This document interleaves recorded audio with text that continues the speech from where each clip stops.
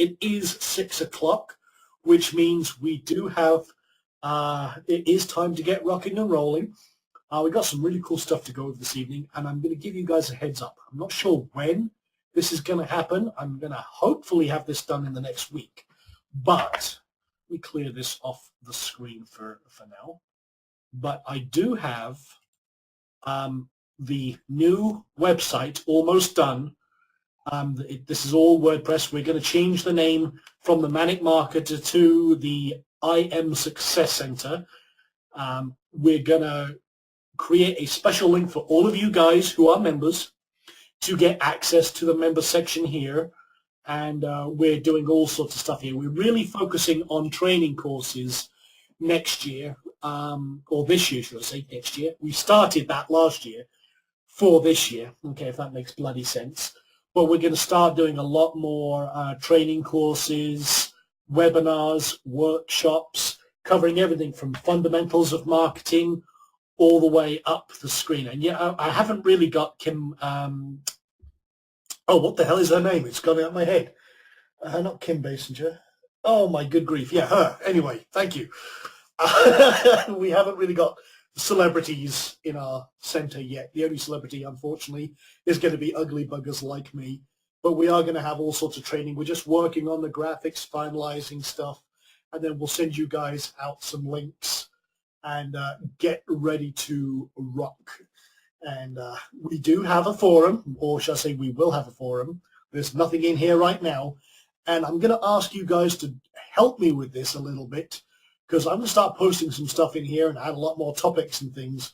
But we're going to have a members-only section, which talks about stuff in the inner circle.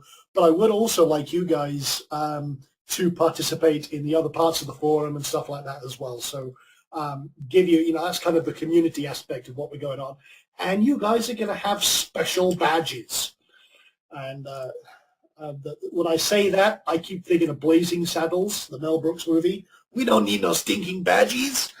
What we're going to do, guys, is anyone who's a member is going to have a special Inner Circle badge underneath their section. And yes, we will have some sticky threads.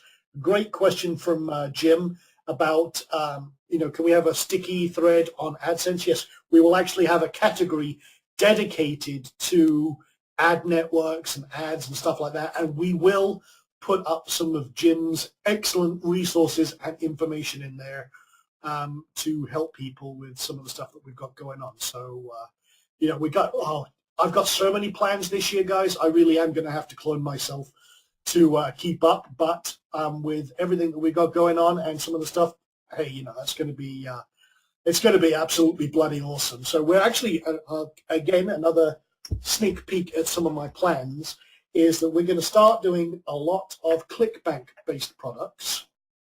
But here's the thing, guys. It's not going to be a lot of the, you know me in ClickBank. One thing I hate about ClickBank is the overhype. A lot of the strategies, again, I'm going to get on my soapbox for a second, a lot of strategies that you see as ClickBank products are pretty good strategies. They might be aimed at beginners, they might be aimed at semi-advanced, or have lots of upsells that kind of go through the advanced stages of stuff. That's fine. But what I'm going to try and do is literally focus on, hey, here's some free training. If you like it, here's some paid training that expands upon what you just learned. And you have the option to say yes or no. No crazy upsells, except you might get upsold to the Inner Circle for $1. There you go. That's not a big upsell. Or I might do some in-depth training courses like Video Marketing Goldmine, which we have coming up in February, and stuff like that, which might be, we might do some kind of what's called micro-continuity. So, for example, it might be $99 a week or $200 a month for 6 months or something like that. And you get a certain amount of training every week or every month or something like that. We're looking at all sorts of models like that.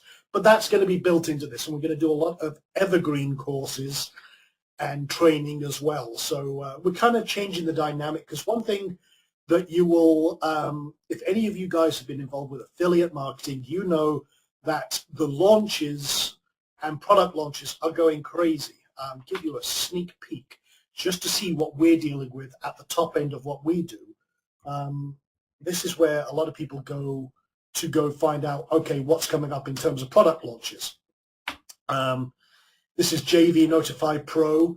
This is the launch calendar, and people are already booking, and I'm scrolling down here, into the middle of June. We're only just started the year, but people have booked their spots all the way into June for the launch calendar. If you look in February 10th is mine. And, and I booked that several months ago, and I had to get, I had to get my feet in the door. It's kind of crazy, but that's what's going on. And, there are some big names on here. Eben Pagan, for example, that's all starting to rock and roll, and I'm involved with this launch. And, we've got all sorts of stuff going on. So, yeah, there's a lot of people launching a lot of stuff.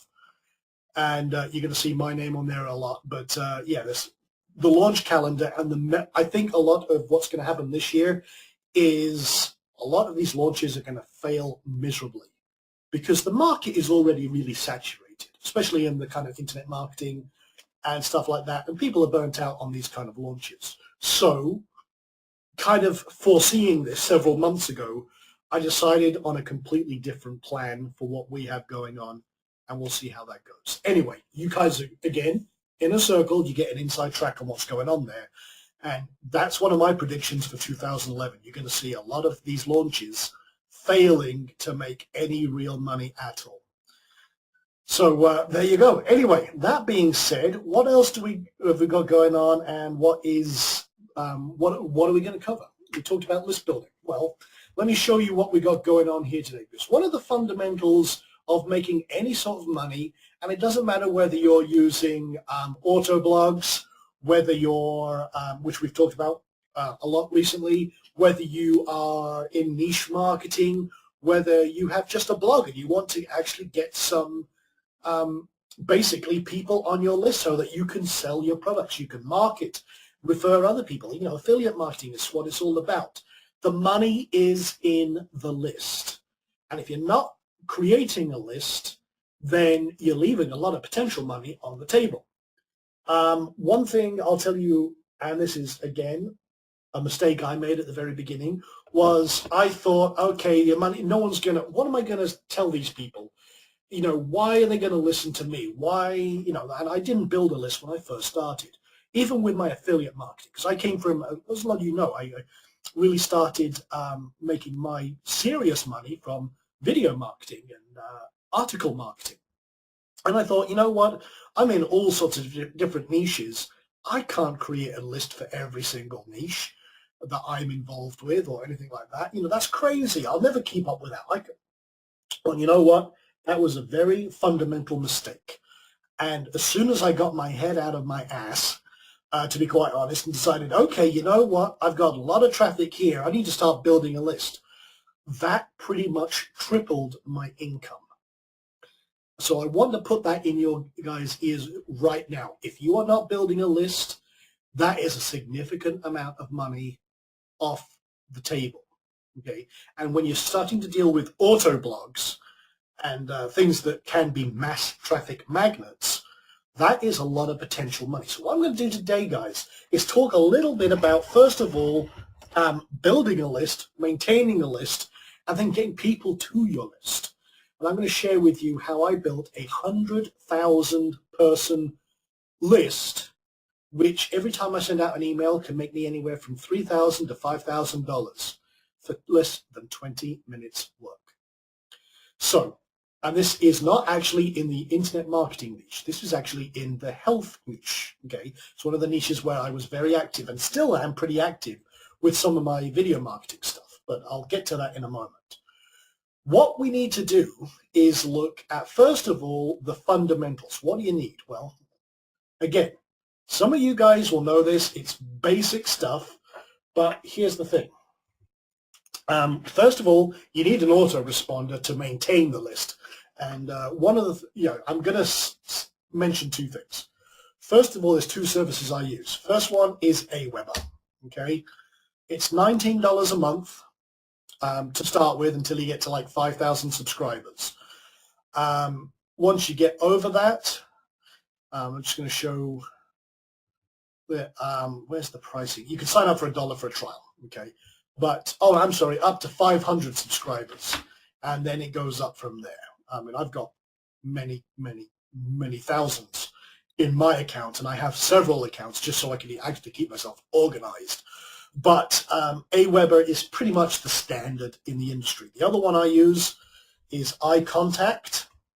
Now, there's a reason I use two different services. These guys are about double the price. And whenever I say that, people ask me, well, why the bloody hell do you pay double the price for the same service? Well, here's the thing, guys. These guys, I can import without any bullcrap lists from other services. So, for example, with my shopping carts and customers, I can import them directly into this without having to send out an extra opt-in request to those customers. With Aweber, you're forced into that. When I'm doing my GoToWebinar setups, I can actually take the list of attendees, put them straight into my mailing list without any hassles. Now, so iContact tends to be a little higher quality and actually a little bit better deliverability, but they are bloody expensive. But it's the convenience of the importation of customers and leads that really makes the difference.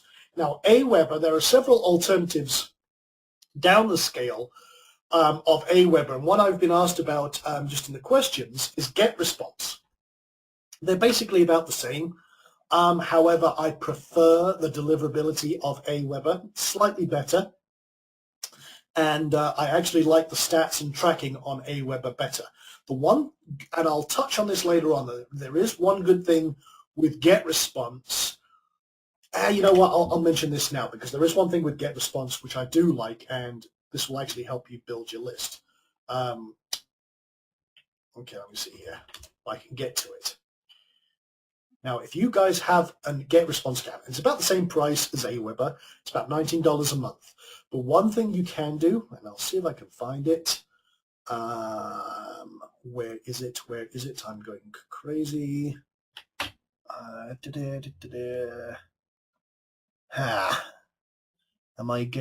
going nuts. They have a service where you can actually get leads almost automatically straight to your GetResponse without having to approve. It's like co-registration leads.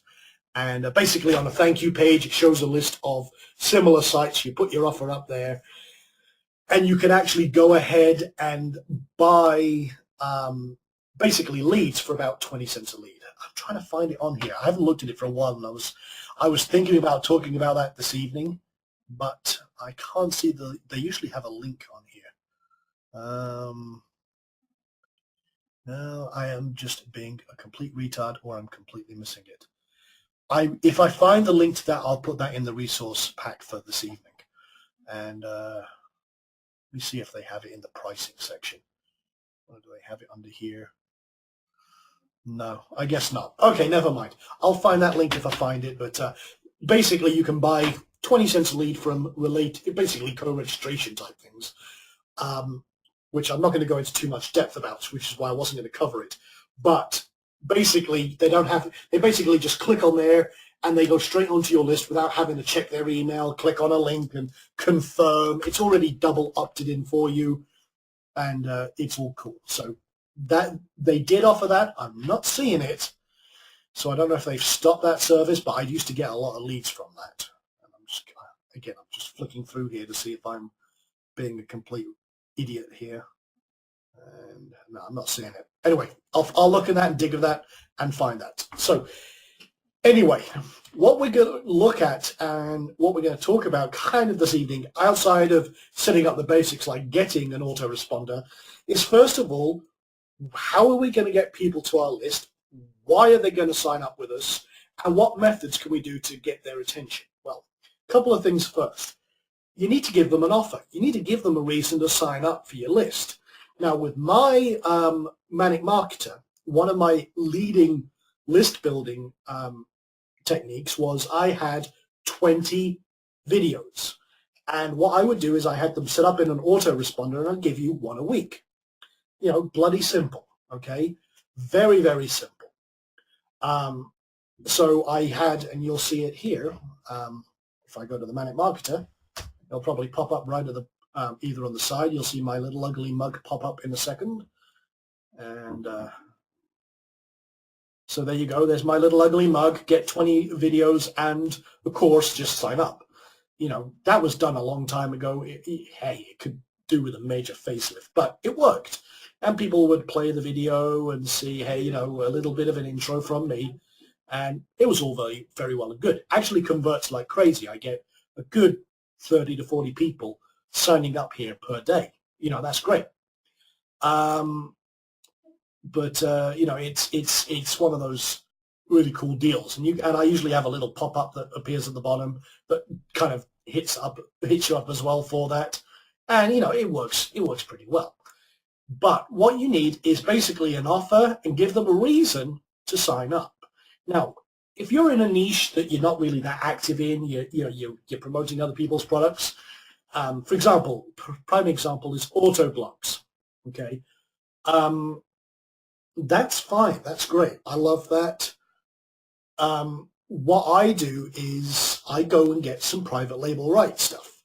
Now, I have several sources of this, and what I'll do is I'll gather maybe a little collection together and find something that I can give away as a bonus. But there's two things here. You want to give something away on the front end, but you want to sell something once they've signed up to your email list. Now, this is the cool thing.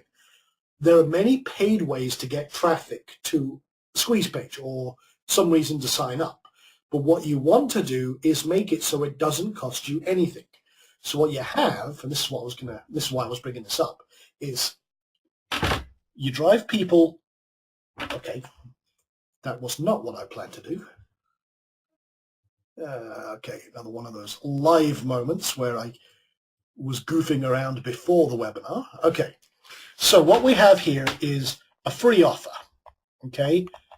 And this could be a private label rights product of some sort, okay? We drive people into here, and again, this is going to be a terrible drawing of a stick figure. So we give them a free offer. Then what we do is they fill in the form, whatever that may be, I'm going to call this the call to action, okay? They press the button, they go through the autoresponder, and I'm going to call this the AR, the autoresponder. This sends them to a thank you page, okay? And then it gives them the download for whatever that ebook is or report. And again, I'm going to try and draw. Okay, there's your report, okay? That's the information, whatever they got, okay? But what you do then is you send them to an upsell offer for even more. Now, this could be anything. I wouldn't go too expensive, even if it's just. I would say stick in the $9 to $17 region with your first upsell, because you haven't really built any trust, okay? But what you have done is given them a reason to act. So you haven't built up any credibility, any trust, or anything yet. But what you can do with this stage is, while they've got this information, if your upsell here is complimentary and is a no-brainer offer, maybe the actual dollar value of what you're offering, oh God, that's horrible. Okay, maybe it's $99 worth of stuff that you found from private label rights, but you're saying, hey, you know, we want you to have this right now because we think it'll be useful. We'll give it to you at 10% of its price because we want you to be, you know, we want to give you something really cool. You know, that'll bring it down to the $9 or $17. You get the idea. But by doing this, here's the thing. What you're doing with this cycle is every person that comes to your site gets to eyeball the offer. They get something for free, so they walk away with value, okay? People love value, okay? That's going to give you instant credibility. It's also going to give them trust, okay? These are things you want to do. Now, you can capitalize on that with your upsell offer. But if you make your offer a no-brainer, people are going to be happy and your conversions are going to be pretty high. I mean, on average, conversion is anywhere from 10 to 20. Yikes, I'm running out of space. 20%, okay, to actually buy a $9 offer from something like this. Now, this is a standard basic sales funnel, but instead of doing it as an actual sales process, we're using it mostly to get people on our list. If people don't buy, we don't mind. The more people that buy, the better, because that actually allows us to buy more traffic or get more people to come into our funnel. And again, the more people on our list, later on, we can have an autoresponder series. Say, for example, you've made this, I would say, we'll say it's a one-time offer. Now, later on in your autoresponder series, and an autoresponder means that you send out, once people are on your list, people are sent out, new emails over time, maybe after 2 days, then another 3 days after that, then another 3 days. You can set up an entire autoresponder series that delivers, again, further value. This is going to help you retain your customer. And then you send them an offer, maybe after 7 days. And then maybe another bit of value, and then another offer, maybe after 14 days. Maybe you're just promoting this same product, but you're saying, hey, you still have a chance to get this. We have some, we have some things going on, but you can still get your hands on this. You can have that all automated. So every time someone gets into your email list, they're on an automatic sales funnel. And maybe you find some related ClickBank offers for your niche, or maybe you've got your own product that you want to sell. That's no problem. I mean, I'll tell you right now, guys, and some of you guys may have seen this with what I have had going on, where I'll get you on my, I'll get you those 20 videos, and then you'll see an upsell or a one-time offer. That's what OTO stands for my $1 trial. Okay, $1 single. Okay, I know that should be the other way around, actually, being my dyslexic retardedness. But that's for the membership site, for the inner circle. For $1, I have massive conversions for that from my membership site. So, that's where we use this to our advantage. Now, with auto blogs, you've got to, there's a lot of people come to auto blogs, and if they don't click on your AdSense site or an AdSense ad or some sort of call to action, you got to think, well, how do we hook them? How do we get them to take advantage of this? Well, this is what I do with my auto blogs. And again, I'm kind of tying some of the fundamentals in here and creating a foundation. But what I do is I use Exit Splash. Now, what this does is really bloody cool. And I do this with my auto blogs. And this is where I really build up some really massive lists. And it's where I built my first 100,000 list in the health industry. What this does, very simple. People come, they find a blog post, okay, or this can work for any website. You get the idea. So they come to the blog post, they see all my AdSense ads and what have you's going on.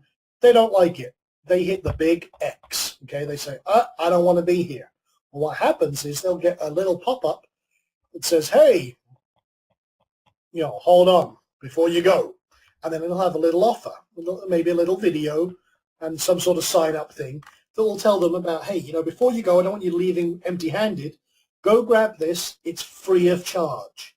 And I get them into that free report, whatever I've got. And it could be private label rights, PLR, master resale rights, whatever I've got going on.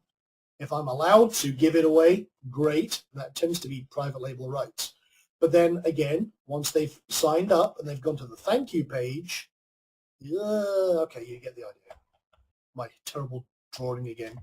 Then I'll give them that dollar offer. You know what? I haven't told anyone this until today. Well, I didn't even think to be quite honest, from what we've talked about with auto blogs. I make more money here than I do with AdSense or any other ads because I'm getting all that traffic to my website, but I get more conversions here as they leave my site than I do actually on my site. Now, I have auto blogs that are making anywhere from $100 to $200 a day in ad revenue. Here, per day, I could be making $500 a day just with that. Now, this is a good question I've been asked. How would this work with Google Terms of Service and AdSense?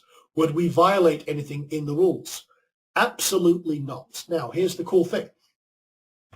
Under Google's Terms of Service, what you're doing is you're not trying to manipulate things to get people to click on AdSense. And that's their main thing.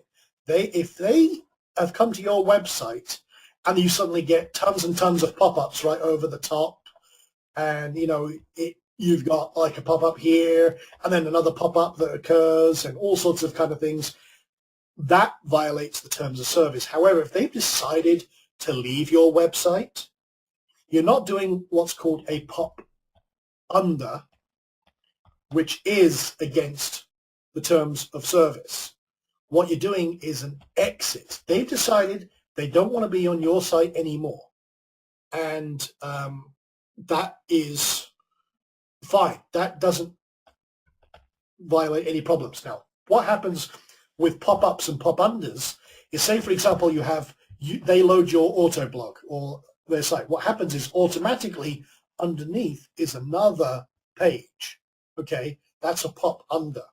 That would violate the Terms of Service. However, if they've decided they're leaving your site and then they see an offer, that's not going to cause a problem. Now, good question I've been asked on top of that is what plugins work with WordPress blogs and stuff like that. Well, Exit Splash, you can actually buy this once and use it on every single auto blog you have. You can have it located on, remember we talked about this before where I have like a controller site. So, for example, I will have one site which handles ad serving, like banners. Okay, banners. Okay, terrible drawing. Where I might handle also video serving, where I have all sorts of other stuff going on. I will also have them hosting scripts like my Exit Splashes as well, because what happens is every blog will refer to this piece of code, but every blog has a little piece of code in it that has the parameters it's going to use. Now, I use Exit Splash. It's about, actually, I don't know how much it bloody costs. I bought it a while ago. I think it was like $67. Yeah, you get free instant access. I think it was $67, but it was well worth it. There is another one. Let me see. Okay, don't be offended by this. I actually know this guy, and he's crazy. It's called WP Lap Dance. Has nothing to do with lap dances, but what this does is it's an exit pop-up plugin. Now, Devon, who he's actually a complete nutter. His idea is that it makes you enough money you can get unlimited lap dances. That's why he called it that. I think he's an absolute nutcase. I met him when I was in Vegas. He's a real cool dude, but he's a nutter. Basically, this is a little plugin that for WordPress that does exactly the same thing. It just does an exit pop-up when you leave. So that is a dedicated plugin. It's actually cheaper than $7, but I actually prefer the options with and the way that Exit Splash does it. It's less likely to violate any terms of service. This one does work, but it's not as clean. So, and Devon, he is a top dude. Funny story, personal story. When I was in Vegas it was the Affiliate Classroom Live event. They were doing their kind of affiliate appreciation. Whole load of guys came in from all over the country, some top marketers, including Devon here. He does a lot of MCing for different marketers, including Matt Basak from Mass Money Makers that was just launched. And this guy, there was me, Yanni G, Shakir Hussein, some of Anik Singh's guys, and we're all, they all wanted to go off and do the whole nightclub thing, do the whole Vegas thing. I guess they don't get to Vegas enough. I have been there 8 times in a year. I've had enough of Vegas. I don't care about the nightclubs or anything else that's going on. But I know that guy got the idea for this product by going to get himself the Vegas, let's just say the true Vegas experience. And that's where he came up with a name for this. So there you go. So anyway, I guess he ran out of money at some stage and wanted to know why. So there you go. So that being said, that is the exit pop-up that I use on my auto blogs. But if you know what, I don't want to create content. So here's 3 resources I use to go find private label rights content that I can either repurpose and rework and then give away. First one is the PLR store, and they have, you can see everything here. It's all categorized down the side here. You can go buy it, and you can get something like here for, let's just take health, for example. There's some articles here, tons of good articles, by the way, but if you go through here, there should be all sorts of ebooks in here. Oh, I'm in the articles section. I'm sorry. That explains why I'm only seeing articles. But say, for example, here's a whole lot of health-related stuff. I might find something that's directly related to what I'm doing. If I check the rights on it, which is always a good thing, you want to make sure that you can give it away. You can sell. It can be broken down into articles. Here's a great little tip for you guys. People use private label rights articles all the time, but if you can find a private label right book that you can break down into articles, no one else does that. Okay, you can grab it. You've got instant content that isn't already out there in hundreds of other directories. Great little side tip for you. But if you can give this away, let's see, it can be used as web content, can be used as a bonus, can sell private label rights. So you can't give away private label rights, obviously, and it can't be added to free membership. And I'm not seeing anything here about the can't give it away. So if it doesn't say you can give it away, move on, because you don't want to violate the terms of service. But there you go. And yeah, don't worry, Herman, it's actually recording right now, and I'll try and make sure this, I see you're having problems there with connections. I will make sure that this one records the video for you. I'm actually double recording this one. So, but anyway, this is one source of private label rights. Another one, which is one of my favorites, master-resellrights.com. And then another pretty cool one is zdigital.com. I only got this, took a look at this one today. I've not really been on here much, but this is pretty reasonable as well. And this tends to be more scripts and stuff like that, but there you go. They do have ebooks and stuff as well, but these two, PLR Store and Master Resell Rights, if you want to give something away as a front-end offer, that really tends to be the best bet. Now, okay, let's just say, for example, we've got our funnel set up. However you've done it, however you've set up a squeeze page, you want to have some sort of call to action. Now, I use several different setups. Before I get into how to get traffic, I'm going to show you a couple of the setups I use. One of them is WordPress with Optimized Press, where I will have a dedicated squeeze page. Now, I'm going to give you a sneak peek of what we're doing right now with Video Marketing Goldmine, because we're going to have a front-end squeeze page, with all that set up. And oh, here we go, the usual, the usual exits. Now, I've got some, if you look in the member section, because you guys are all have access to all this, in the download section, in the graphics and templates resources, we have some squeeze pages already done. Okay, this is private label right stuff. You have access to it right now. You can go grab that. There's a lot of squeeze pages already set up. However, what I use is I like Optimized Press because this allows me to do complete squeeze pages, sales letters, sales funnels, and all sorts. And this is just an example I was throwing together earlier on just to show that you can have all sorts of squeeze pages that are dedicated, boom, in your face, big ass squeeze pages. Very easy to get attention. They're proven to work. They're proven to be all set up and convert like crazy. Very, very simple. You know, they have your name, email, instant access. I'll have my ugly mug in a video and talk about the benefits of getting whatever I'm doing. You know, in my case, we're going to be doing some free video marketing training before the launch of Video Marketing Goldmine. So this was just me playing around and demoing something. But again, very, very simple. It's very easy to set up. This system is basically, remember, some of you guys have been here before. We were talking about Kajabi, which was a launch platform.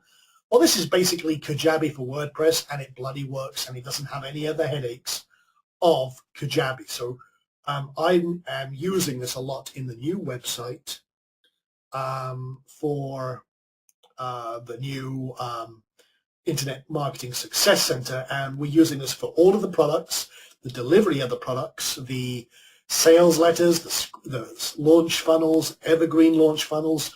Everything is going to be using OptimizePress. So, and then, you know, for the videos, I actually use Easy Video Player because I was just asked that.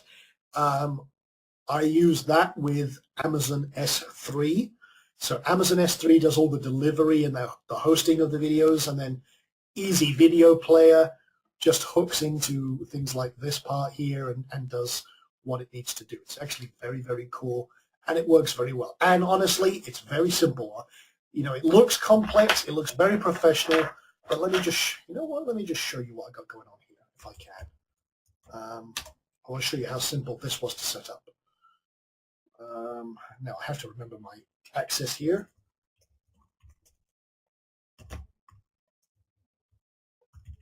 That's probably wrong. If it's wrong, I apologize. Okay, no, that actually worked. This is just an experimental part of a site. So here we go. This is the welcome. This is just a page in WordPress. You see it's got absolutely zero content here.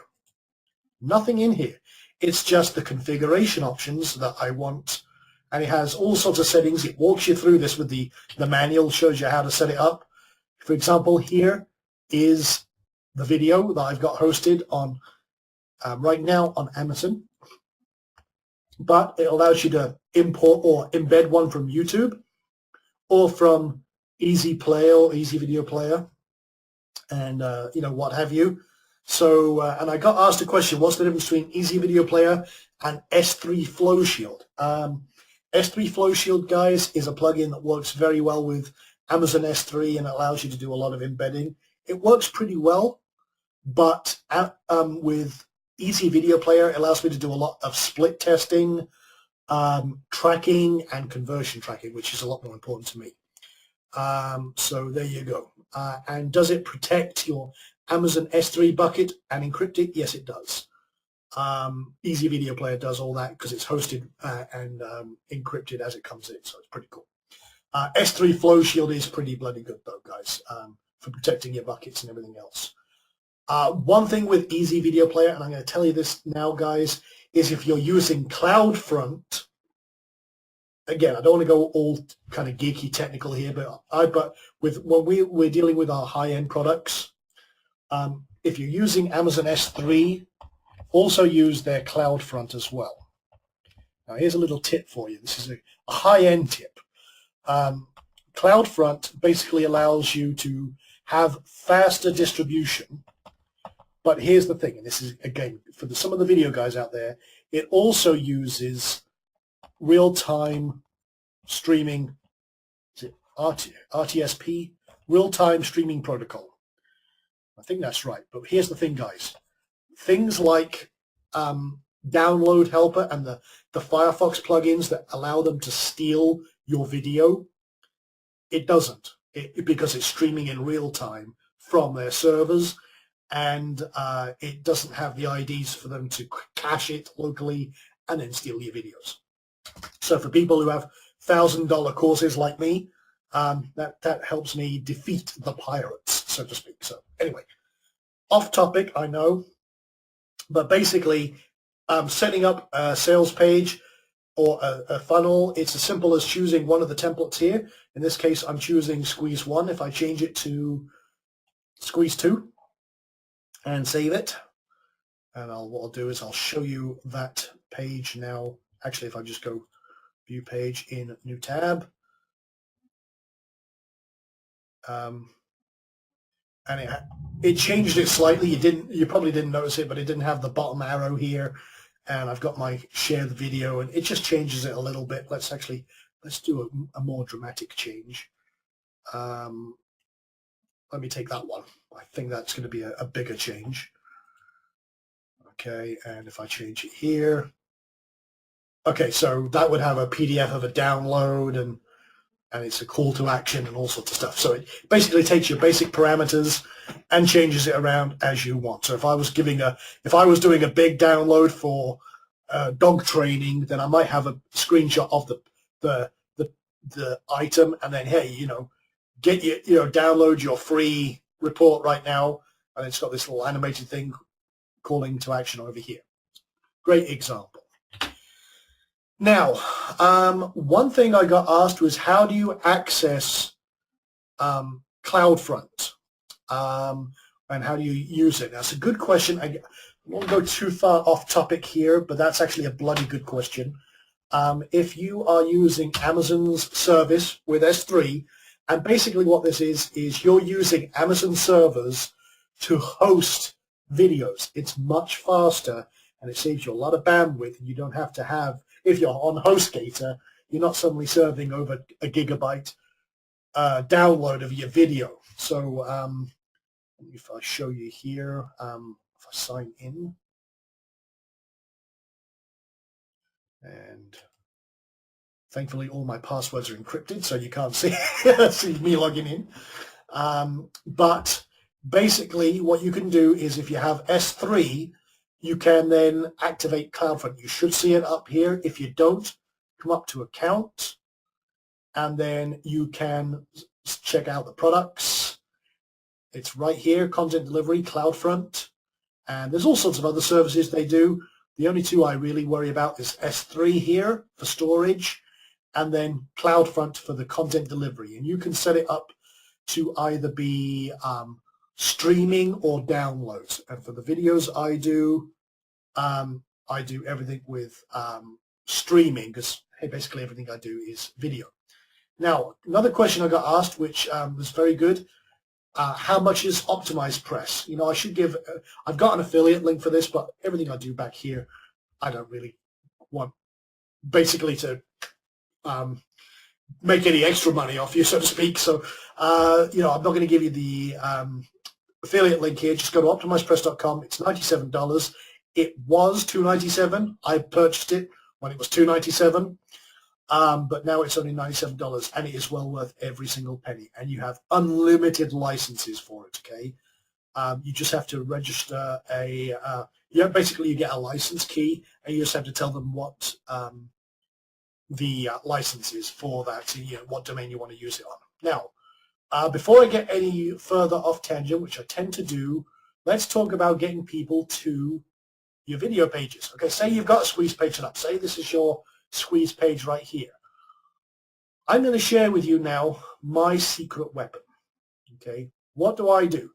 I go and advertise with ezines and get solo ads with ezines. Now, I'm going to tell you, this is my secret weapon. Outside of some of the JV stuff I do and affiliate marketing and auto blogging, ezine marketing is killer if you have a kick-ass, high-converting offer. And one of the first places I ever went was Directory of Ezines, and I got this. Now, the guy who does this is called Charlie Page. Okay, and he basically, he's got a similar thing. Get your email address, and he gives you a $47 ebook for free. You get into his funnel, but that doesn't give you the Directory of Ezines access. You have to sign up, and I think it's like $47 a month or something like that. But what you do get is access to the directory, which is continuously updated, and all sorts of other cool stuff as well. But the main thing is you get a list of ezines which have subscribers upwards of, anywhere from 100,000, 50,000, 100, a million. subscribers. Now, what I do, and they'll tell you their solo rates and their prices. I actually buy the traffic, but this is why I said you need to have a paid service on the back end. And this is why. Now, again, I don't know why this has gone completely screwy, so let me just get this sorted out here. Okay, say for example, you have a direct, an e-zine, which is basically like some sort of regular, someone's already built a list basically. What you're doing is leveraging their list. If they have 100, hey, okay, you know what, I'm being a retard here again. Okay, wrong tool. Say for example, and this is a numbers game. Say for example, they have 100,000 subscribers, okay? You send them a blindingly simple free offer, okay? You get 100,000 people in your targeted niche, and they have a list of pretty much every kind of niche you can imagine in that. You get 100,000 people. Say, for example, you only get 10% conversion. 10% of people click on that ad that is sent to them, okay? 10%, that's 10,000 people, okay? 10,000 people coming to your free sales page. Now, say that cost you, I'm just using simple numbers, $100, okay? $100, and it got sent out to 100,000 people. 10,000 people came. Say, for example, you only get 10% conversion. That is low. Believe me, that is low, but I'm using simple numbers. That's 1,000 people that actually subscribe to your list, okay? Now, say 10% of them, again, this is a low number, buy your thing.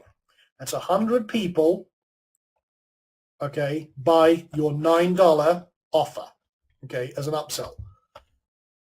You have just made $900, take away your $100 fee, so you're left with $800 profit, okay?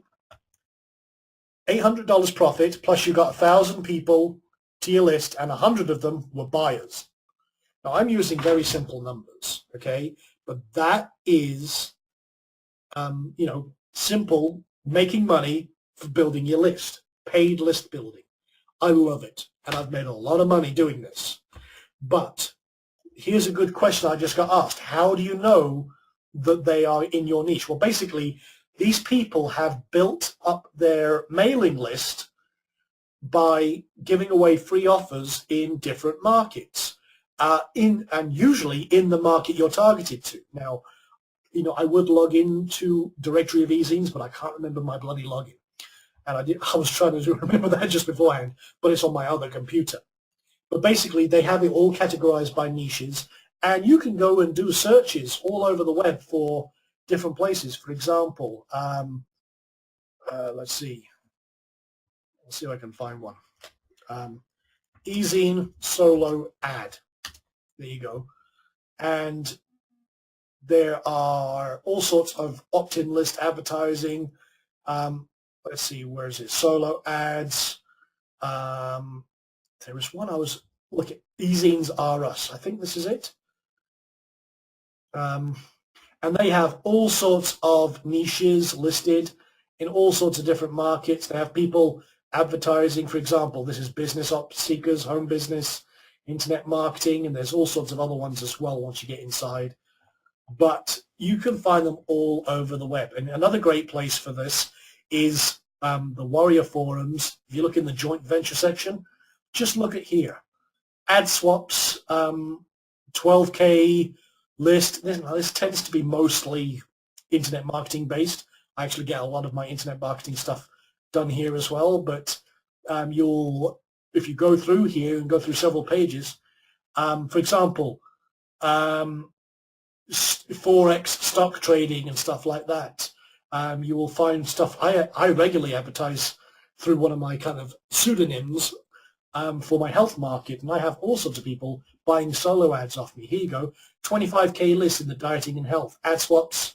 And now ad swapping is basically where you say, if you have a list that you've built, they will promote, they will give you an ad where they promote their offer to your list, and then they will reciprocate at the same end. That's kind of like solo ads, but I prefer, honestly, to buy the ads because I want as many people as possible.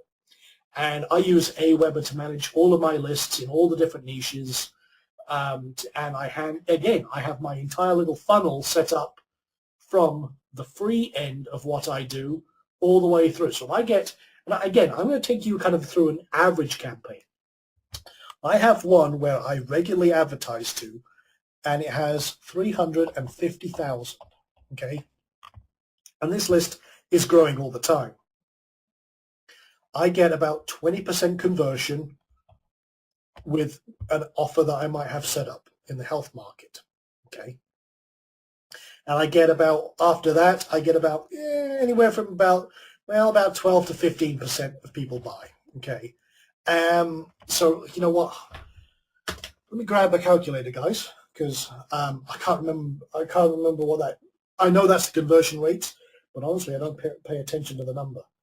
And it's here's the thing: it's a $17 offer, okay, and it's just a collection of reports. So let me just do grabbing my phone for my calculator. So multiply that. So okay, that's 20%. So that's 0.8. Okay, so what am I doing? Okay, bear with me, guys. Again, I'm just doing this times 0.2. So that's about, on average, about 70,000 people at this stage. And then, let's see, that was when I first did this, okay, to this one. And then 70,000 times 0. I'm just going to keep it low.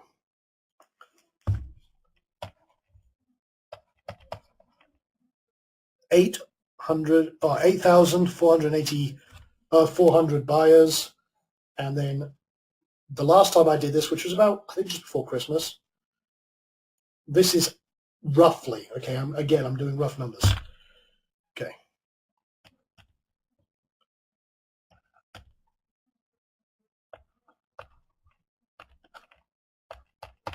That was a very Merry Christmas.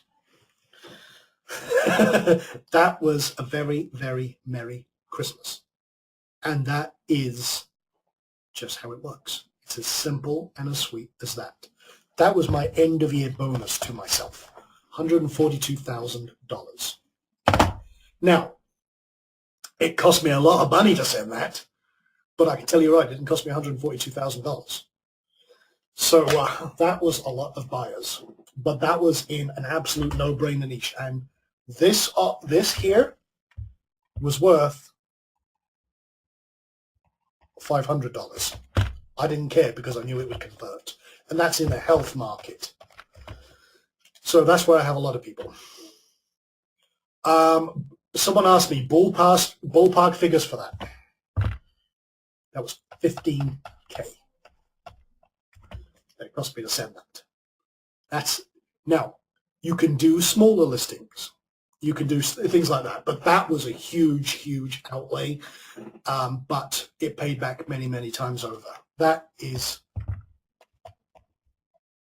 almost 1,000% profit. Okay. Now, yes, do you test something like that first? Yes, absolutely. Before I shell out that kind of money, yes, absolutely. And what I might do is, here's the thing, I will find someone with a small list. I will make sure my offer converts first. Then, if that proves, what I might do is do an ad buy. And now, there are places like,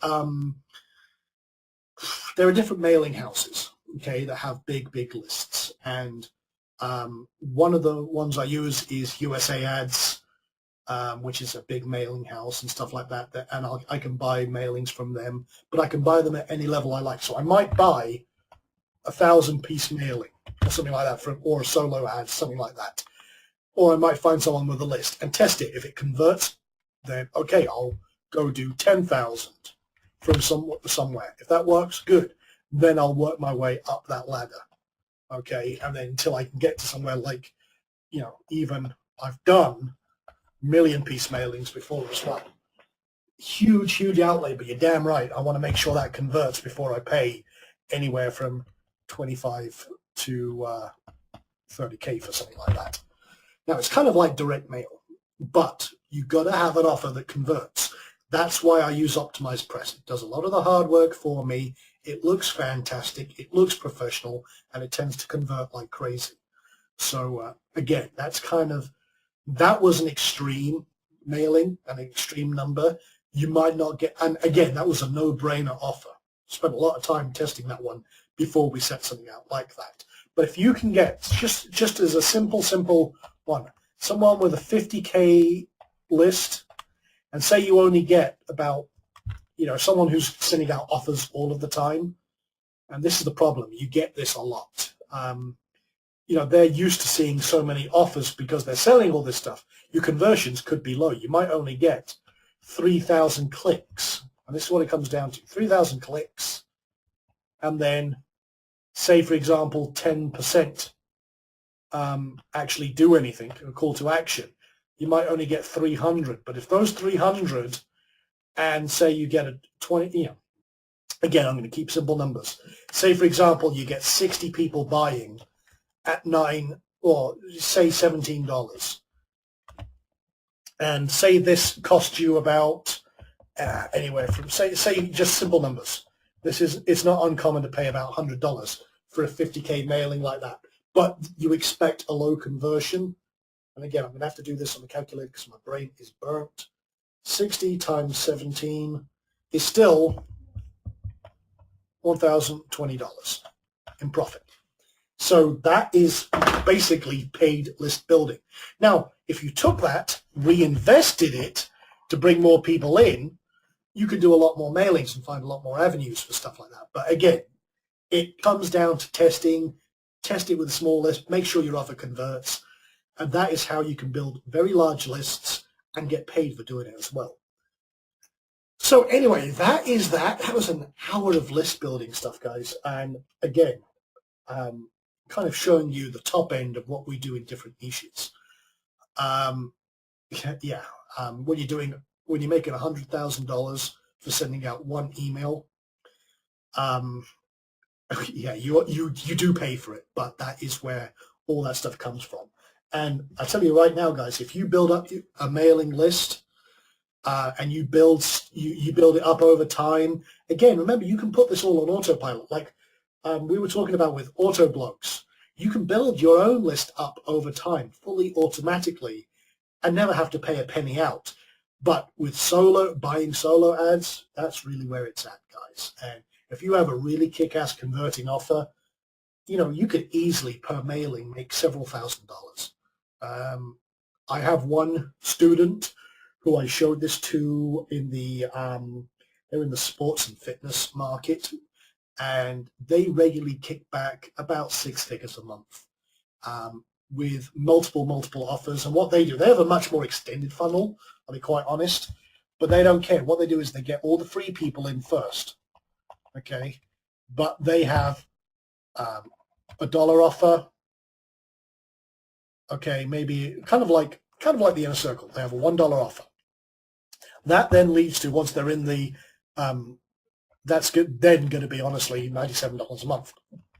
Okay, so they get residual from that, and the average person stays on there about 4 months. Okay, so that means every person that comes in there for $1, they're going to make about $400 off, roughly. I'm keeping simple numbers. However, what they also do is they have live mentoring. This has a $997 offer. Okay. But it's broken down. If they don't like that, it breaks down. Again, I'm showing you kind of an extended offer here, but it breaks down into 4 payments. Okay. I'm just going to keep it simple, of about $250. Okay. If they want to, or they get downsold to a $497 version, which they can then, if they wanted to, split that up into 4 payments as well, which is, $125. Again, there's a lot of sales funneling going on here, but what they do is they use everything from Autoblogs, some of the stuff I'm telling you about here, solo ads, They actually direct mail as well. They also do magazine ads. Believe me, the amount of money they make, they can afford magazine advertising. That is very expensive. They do pay-per-click. They do everything they can. They don't care. They're driving everyone into this free offer because they know they get a certain amount of people taking up this $1 offer. At 10% roughly people who actually take that up, and it can vary anywhere from 10 to 20%, to be quite honest, depending on the list that they're promoting to. But that gets them a lot of people in the door. And when the average person stays on for 4 months, that's kind of like a membership thing, that turns into a lot of money. And that is a 6-figure business model per month. Okay, that's $1 million business idea right there. So that kind of gives you an idea about what you can do with good lead and list building. Anyway, there you go. There's a 2011 kickstart for you. Wasn't quite planning on going that far, but hey, that's the inner circle. My brain starts going and it doesn't bloody stop. So with that being said, I guess we'll go over to the live Q&A section now and kick it up a notch, see what we can do to help you with your business. Oh, there we go. There's more exit splashes and stuff.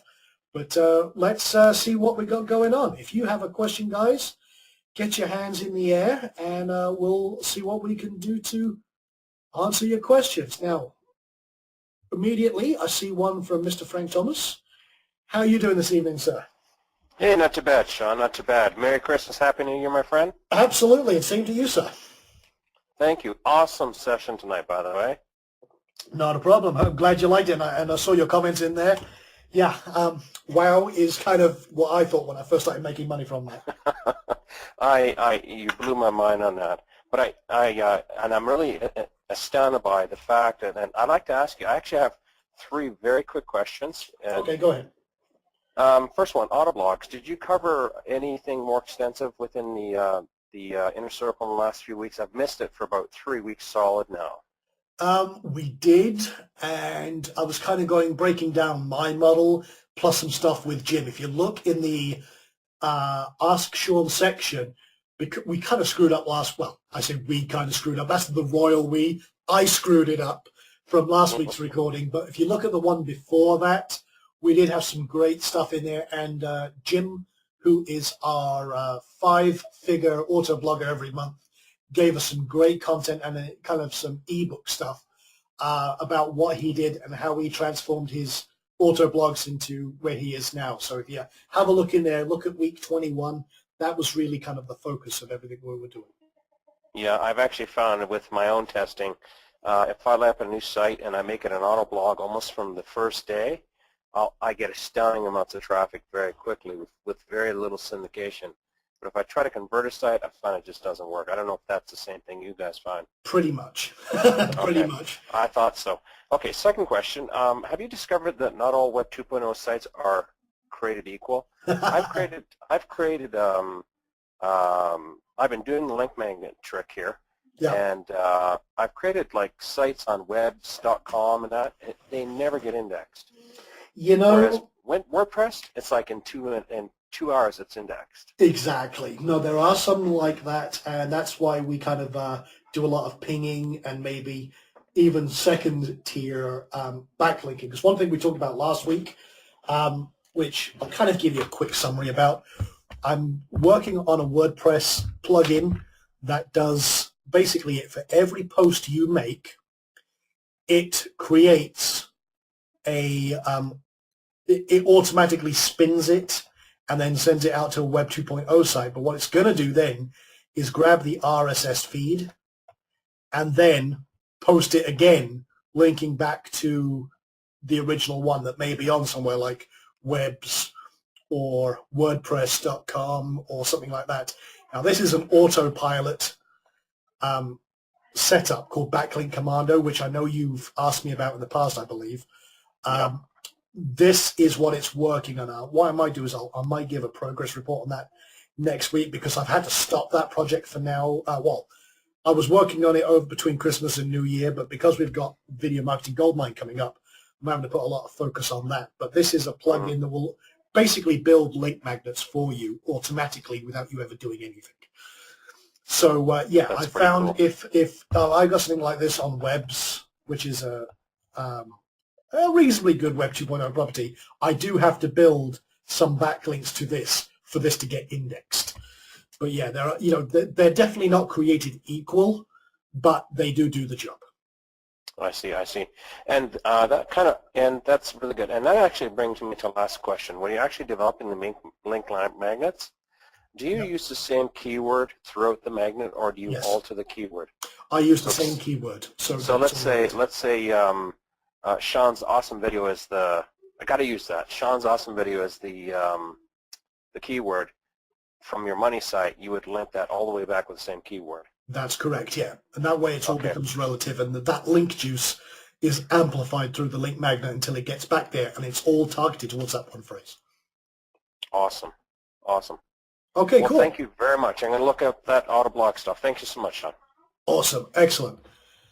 Okay, cool. Now, I've been asked a couple of questions before I go and jump ahead.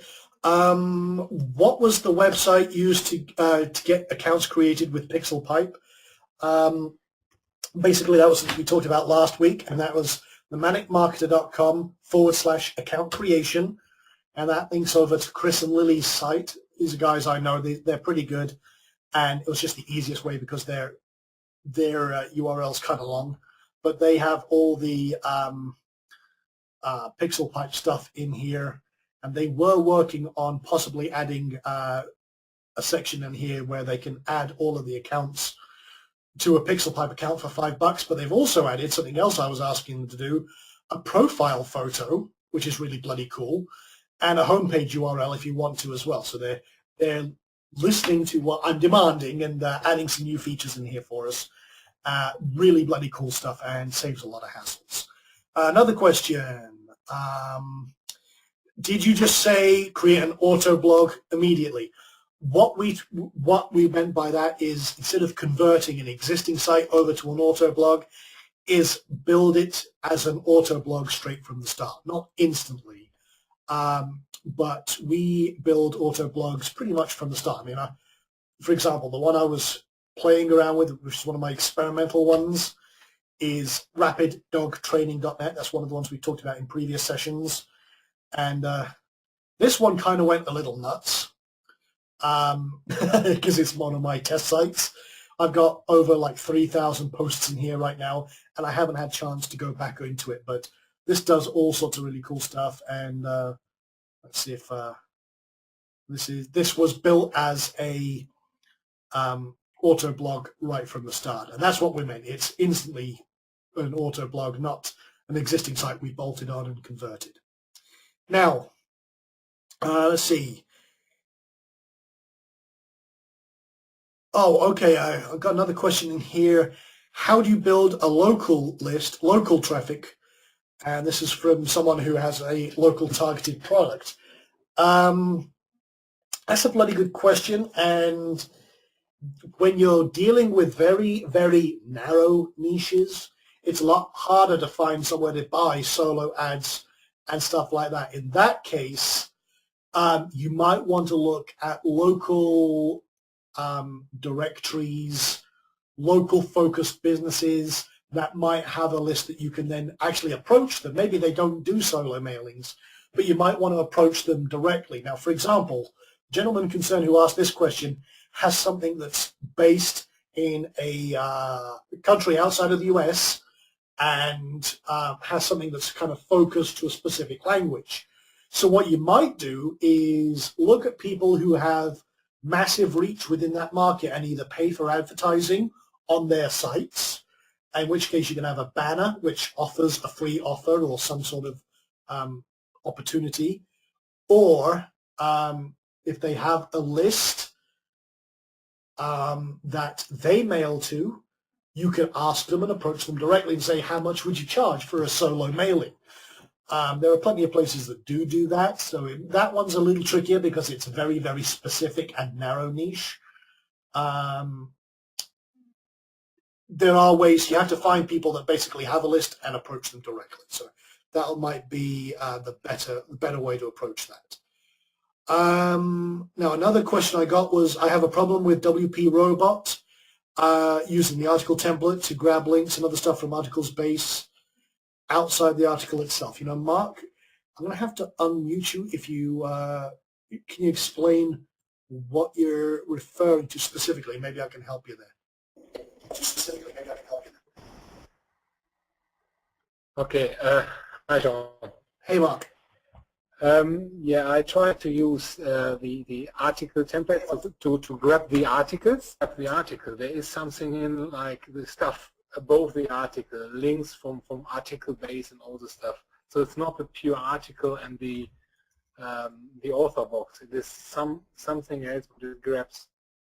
So it looks really bad. Well, you know what? Here's what I do, and I'll show you this. Again, I want to make sure that I stay within the terms of use. But let me show you what I do here. I have a little bit of a sneaky stuff, but not inappropriate, so to speak. Let me go here. I use a little CSS to minimize the impact of their stuff. You know what? Let me put you on mute just 1 second, because I'm getting a lot of echo there. But what I have is, you'll see down here, here is their link to articles base, and remember to click House Trading Puppies for more information. This is their link, but you see I actually fade it back with a little bit of CSS. Let me show you my template here. I had to deactivate the plugin because it was going a little crazy, and it was actually taking up a lot of server resources. We all know that, don't we, Jim? But let me just show you the template I have. Because what I do is I wrap it with a div tag so that I can control extra CSS. Now let's see here. Templates. Now I use this template a lot, guys, or should I say this plugin a lot. But what I have here is, this is mine here. I have div around the article itself, and I have it assigned with the ID article. That way I can control any CSS for that. And then I have a div around the author text. And then what I do is, in my CSS file for WordPress, I then tell this to be small and light so that it doesn't show up. But what I have here is a little tag called Special Offer. Now what I do is I have another plugin called Replace It, which will swap this out with add code, so that what will happen is, and I haven't done this yet, is that right here I will have an ad for a dog training piece of equipment or PLR or something like that. Now as the customer, if they skip the AdSense ads, and if they get down here, they will see a big ad for a dog training program, or maybe the free report I'm giving away. But what happens is they're less likely to even see this or link to it or do anything, but it's still in here, and I'm staying with the terms of service. So that's basically what I'm doing this. So that's what I do to avoid that problem. Now I'm going to unmute you there, or maybe you can turn me down just a little bit, but does that make sense? Yeah, hi. Is it better now? Okay, that's perfect. Okay. Yeah, that looks fine. Is there any way how you can, how I can get this template what you're using there? I will put it in the resource pack that comes with tonight's setup. And I'll give everyone that one as well, so they can have this. Okay, Mark? Did I lose you? I think you lost me. Okay, no, you're back. Cool. Okay, so when it grabs the article, it's taken from the article in the brackets, isn't it? Yes. The problem I really have is that it just not only take the article, it take parts of article base. So it's. Then you might have a separate problem with your setup then. Yeah, this one is the standard one for articles base. and I've not had that problem on any of mine. So you might want to contact WP Robots specifically, but I will give everyone this template that I'm using, and you know, you can use it as a reference. Yeah. The diff stuff is very good. So I always put in the call of action, for example, for an affiliate product in there as well. So. Okay, perfect. There you go then. Okay, and then I will check this with them what the problem is over there. Okay, cheers. Okay, excellent. And someone asked, what type of plugin do I use for banner ads? There are several that you can use that are WordPress based, but again, one of the things we talked about is having a hub controller website, and the one I use is OpenX. It's a pretty good setup, but I have that from my centralized website that controls everything, so I can serve it to specific auto blogs, and it's all controlled from one spot. That way I don't have to log into 100 different websites to control the ads if I want to swap something out. So that sits on my, what I call the controller.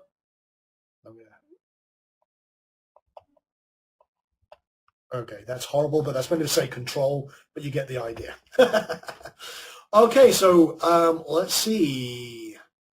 Oh, someone asked, what's the other Dig plugin? Yes, we were spying. The Dig plugin here allows me to do I actually have it activated? I guess I don't, but it allows me to do Facebook sharing and stuff like that. Let me just turn it on real quick. This is a really good social media plugin. I love this one. Let me go turn it, actually enable it. And I think I set it up correctly, but we'll find out in a second. But what it'll do, it'll add well, here we go. Dig, tweet, Mimi, Facebook share, and all the other stuff. And then at the bottom, it'll have Facebook like and stuff like that. I was playing around with it and the setup for that, but there's all sorts of different ways you can do that. And it has the ability to go horizontal or vertical, left, right, wherever you want it to place. So you have lots of configuration options and lots of social media sites that you can plug into. So there you go. That's that one. And well, basically that's it. That's what we got going on. Now I'm just going to turn off this plugin before I forget, because it was eating up a lot of server resources and posting quite a few hundred different articles on a continuous basis. I was overloading my server. But then again, that's what I do. I break stuff just to see how far I can push it before I can break it. So let's go over to the UK and Dave Young. How are you doing this evening, Dave? Hello, can you hear me? I can hear you loud and clear, sir. How are you doing? You alright? Yeah, doing good. Okay, as you know, I'm doing the auto blogging, Sean. Now, what I've currently got, I've just finished doing the old method, set up 15 sites, but I'm trying to move on to the new auto blogging method that you showed on week 21. Okay. I've got the Flashgree set up, forum community, the plugins that SEO Firestorm uses, plus Gyms. Now I'm just stuck on the OpenX part. I've managed to upload it because I was struggling with it, as you probably recall. I'm actually trying to figure out how I actually set up, you know, because I just want to do one web for now before I can roll out the first 20, so I can start them cooking, so to speak. Okay. Is there anywhere that I can learn how to use OpenX to set these up? You know, I don't have a setup that I can show you right now because it's kind of private. I have a lot of client stuff on there as well. But there is, from the OpenX website, a pretty good, I believe, a good manual setup there. So let me just see if I can find, let me see if I can find it. They should have, it's openx.org, guys, if you want to do it, but they should have some good documentation on here. Now, if I can find the bloody thing. You know what? Let me find the manual for the community version, and then I will, if I can find that, I will send you, I'll put a link in the resource pack for this, but it does have a pretty good manual resource that tells you how to set things up. But here's the basic principle, guys, if you're looking at that. Say, for example, I've got 3 sites, site 1, 2, and 3. With OpenX, what you can do is basically assign sites, then zones on those sites, and then what you do is to those zones you actually put your banners. Now, oh my god, I really can't write with this damn thing. Okay, so what I will do is I will have site number 1 and I will have 3 zones. Say, for example, top of the page, bottom of the page, and then maybe a rectangle block on the side. This will be zone 1, 2, and 3. And then what I do is basically I have these profiles for my site.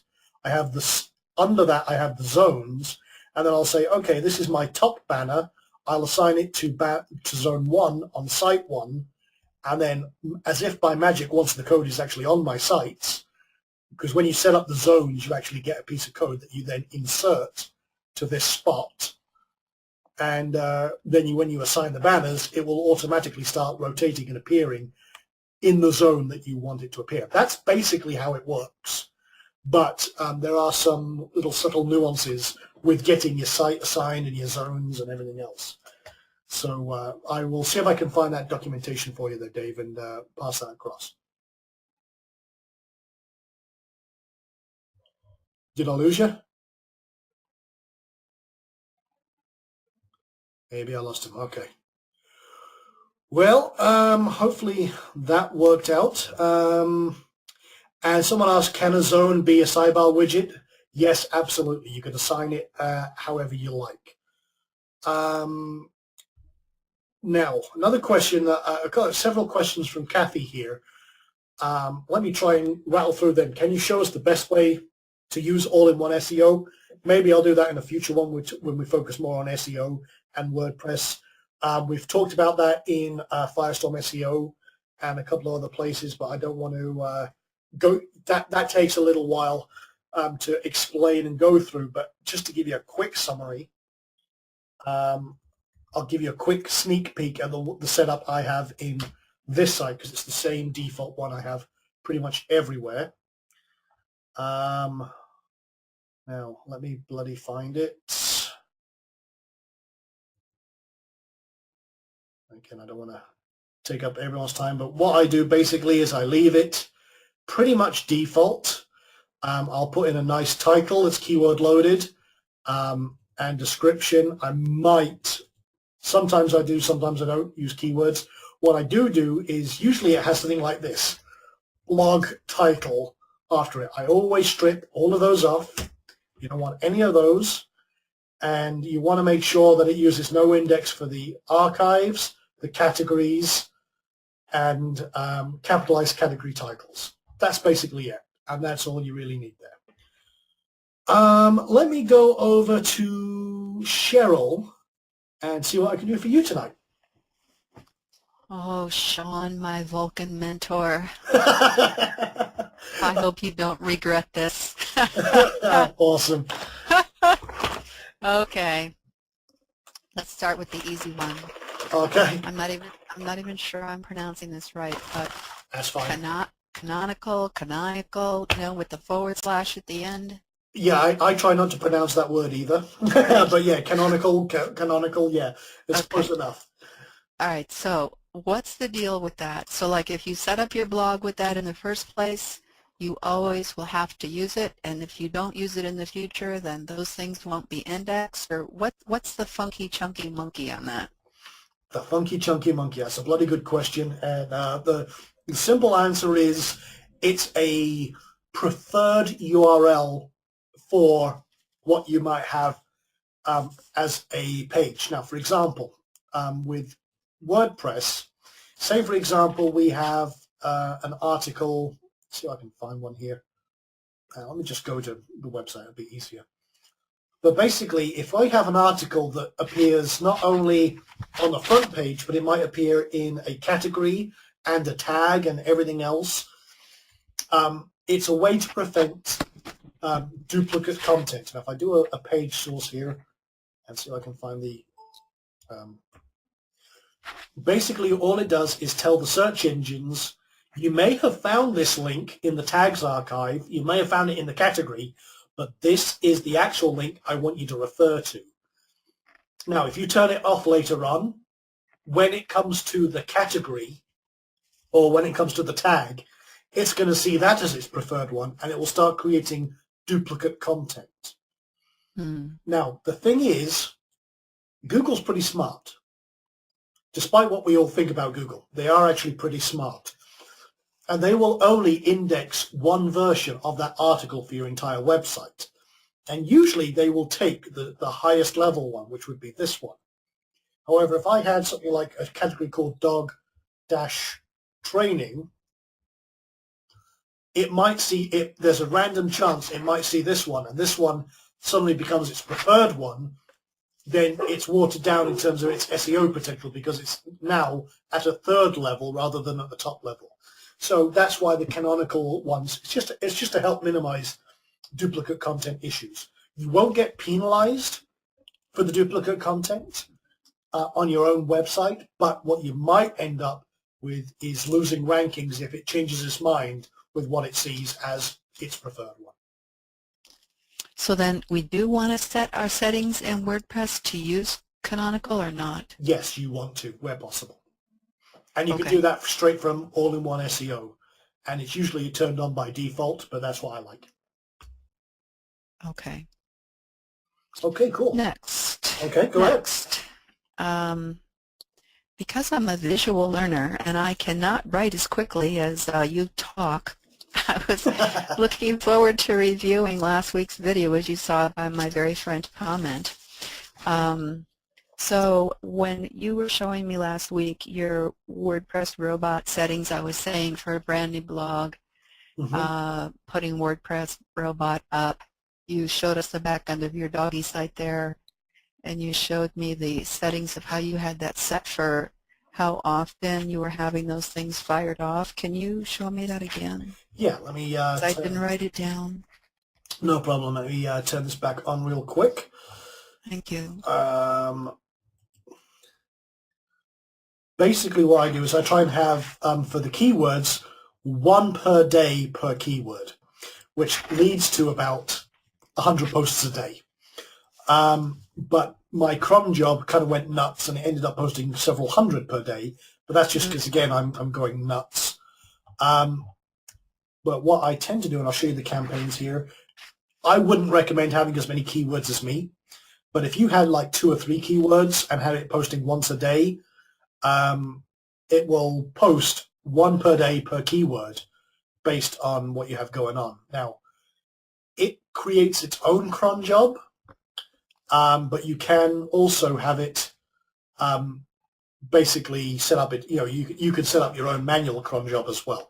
But yeah, 1 per day is what I tend to have it set up with. And if I show you just for example, the actual settings, I'll have it set up to usually just one for every 24 to 44 hours. So I will rotate it through what we got going on, and see here it's like post every 44 hours or something like that. So what I'm going to do is I'm just going to quickly, I'm slowly going to scroll through my settings. You can see here I've got the basic post template, which is an article, article title, then a thumbnail and an article. I'm using Flickr. I actually have my API for that, so I get a thumbnail which is loaded with the keyword. And I'm using the default article template, which I showed you earlier on, and that's the one I will include in the resource pack as long as I remember. So you'll get that, and everything else pretty much stays the same. So when you were talking about that code where it had %, replace it, %, what is it that's being replaced? Good question. Let me show you that real quick. What I will do is, and if I can find, this is the plugin I use. It's called re.place. And what it will do is it will take, for example, content top, and it will replace it with an AdSense block right there. So I've got, if I show you this and edit it, it will actually take from that and swap that piece of code. This is my own tag, and it will then replace it with an inline Google AdSense. Now, the other ones I've got set up are like content bottom. I've got a add unit from AdSense, and it puts that in right at the bottom of that. And then I have special offer, which I haven't got set up yet, but right now it's replacing it, and it's just replacing it with nothing so that it disappears. But that would be, for example, a zone from OpenX with my big offer, whatever that big offer may be. So that's what I do there, and that's why I do that. So I apologize for being a little slow on the uptake here. So where it said replace it in the code that you showed us a few questions ago, and now I see %%. I'm sorry, you slowed, you scrolled back up. What was it that said? Yeah, like back down the page, it said special offer or something else. Exactly. Yeah, it's like Okay. Special offer. Which so you're just putting the word in based on whatever I set in that template. Okay. So every time it loads, it automatically replaces it with whatever I want it to. Okay, got it. Okay, cool. All right. So with that, then, what is the best way to get a boatload of keywords? I mean, there's been so much keyword stuff that's been out since Don Crowther was in diapers. I mean, you know what I'm saying? I mean, that guy was around teaching how to get massive amounts of keywords, 8 years ago. Exactly. What's the best way to do it now? The way I see it is because I hope he doesn't hear this. Well, what I do is because the Google AdWords tool and Google is basically the king of traffic right now. Say, for example, Right. I went to dog training and I wanted to get a whole boatload of keywords. So that's what you're doing, is just ticking that. Okay. And I'll just go grab dog training and related terms. I will then go get the ones that have the most searches and look at the ones that are relative to what I want to target. Dog training, I don't know why that's in there. Dog and training, Okay. training a dog. And then I'll just go grab, like, for my campaigns, the top 20, and then just download it. Okay. And then, boom, done. Because they're telling you right now what they're getting, what's happening in Google. They're getting a lot of searches, get an idea about the competition, and you could, if you wanted to, lower the competition with some of the filters, for example. Sure. I know I've shown this before, but say low and medium ones, or even low. If you wanted to go just low, less competition, you're more likely to rank with your auto blog. But there you go. That's a whole load of keywords right there that you can export and start targeting with your auto blogs. So before you click off this where it says only show ideas closely related to my search term, you're not ticking that. You're leaving that open, right? For now, I wanted to leave that off because I wanted it all to be about training, dog training. But you could, refine it and just have dog training and that's it. And you can see it's got that exact phrase. Mm-hmm. But, if I want some like puppy training or German Shepherd training, people might plug that in. That's more, how to train a dog. Doesn't have training in there, but it's closely related. That's fine. Right, that gives me more. That gives me more fingers and more pies. Gotcha. Okay. And one last thing, and if you want to move on to someone else and then just show this before you close, I totally understand. I don't want to hog the show with my leftovers from last week. No problem. You were showing local places last week, and I was waiting for the video to be put up, and I was trying to play with that on my own. When you were saying if you want to find someone that you can just do something for them quickly, and then maybe offer them some more services, and for some reason I was just not grabbing it as far as what I needed to do based on what you showed us in the video. So what specifically? What other services? I know. One more thing before we go off the dog thing. Can you show me the front side of that doggy blog again real quick? Sure.